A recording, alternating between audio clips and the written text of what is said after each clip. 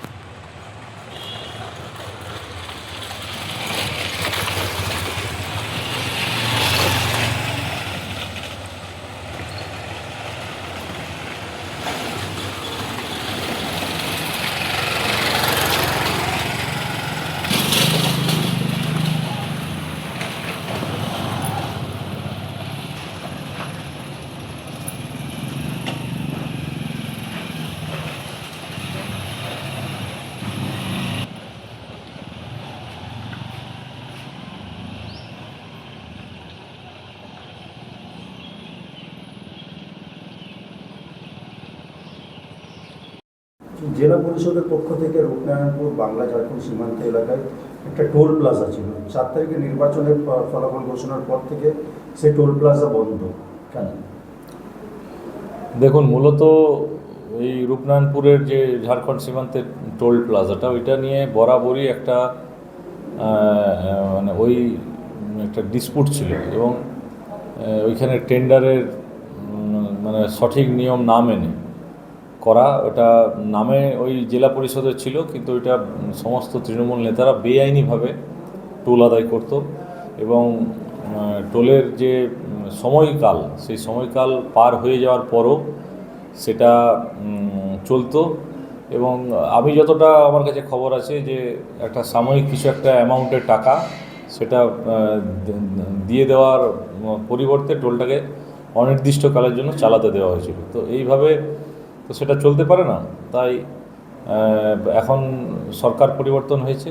আমি চাই যে সঠিক নিয়ম মেনে টেন্ডার করিয়ে তারপরে সেই টোল প্লাজা চালু হোক এবং যেগুলো ওইখানে মানুষ মানে বিরক্ত ছিল সেই বিষয়গুলো আমার নজরে আছে। যেমন যানবাহনের যেটা একটা পরিমাণ মানে ধার্য করা উচিত, টোল ধার্য করা উচিত, তার থেকে অনেক অধিক পরিমাণ ওইখানে দাদাগিরি করে টোল ট্যাক্স নেওয়া হতো।